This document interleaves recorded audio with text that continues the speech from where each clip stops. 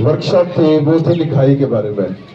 हमने आपको समझाया बताया कि अलिफ बे जो फैमिली है बे पे ते टे से वो लकीर के साथ आएगी, और उसके बाद काफ है, गाफ है, फे है, दाल है, रे है, वाव है, हे चश्मी है, तोए है, तो ये लकीर के बिल्कुल साथ चलती है। आगे जो नीचे आने वाले हैं वो जीम है, चे है, हे है, फे है, जो भी है वो इधर आते हैं। और उनके बाद जो है वो सीन है, स्वाद है, काफ है, लाम है, नून है, मीम है और छोटी ये है। ठीक हो गया। तो ये चीज़ें जो है वो लकीर से नीचे आती है, यानी कि जो दायरे होते हैं वो लकीर के नीचे आती हैं। फिर हमने आपको बड़ी ये के बारे में बताया कि बड़ी ये को हमने आगे खींचना होता है, जितना हमने उसको पीछे लेके जाना उतना ही हमने उसको आगे लेके जाना है।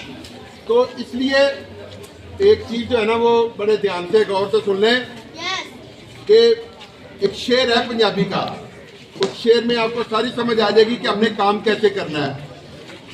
वो उस्ताद दामन कहते हैं खामोशी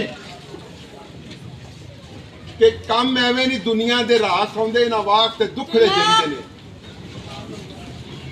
हर जो कहानी होती है उसके पीछे एक दर्द होता है, और वो दर्द जो है वो बंदे को कामयाब करता है। कम एवं नहीं दुनिया दे रास आउंदे ना वास्ते दुख दे जरीदे ने।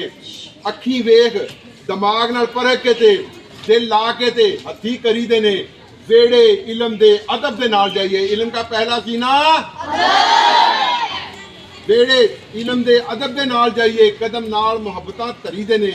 जेकर इलम दी दिल नूं प्यास होवे फिर मुद्दा ही पानी भरी दे ने। एक दिन च नहीं किधरे फल लगता, किस्मत नाल किधरे दामन भरी दे ने। बड़ी मुश्किल से होता है चमन में दीदावर पैदा, यानी बड़ी मेहनत के बाद इंसान किसी मंजिल पे पहुंचता है। बड़ी मेहनत के बाद अगर वो मेहनत आप नहीं करेंगे तो यकीनन आप फिर वो कामयाबी नहीं हासिल कर सकते। इसलिए बेटा अपना तन मन धन सब कुछ लगा दें ताकि आपको कामयाबी मिल सके। और कहते हैं कि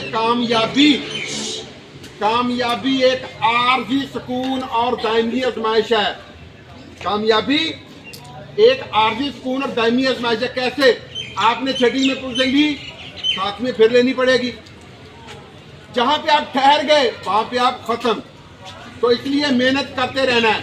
वो मुनीर नियाज़ी का शेर है, एक और दरिया का सामना था मुनीर मुझको। एक और दरिया का सामना था मुनीर मुझको। मैं एक दरिया के पार उतरा तो मैंने देखा।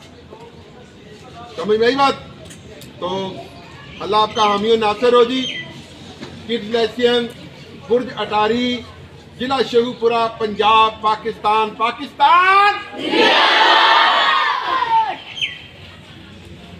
बहुत शुक्रिया जी।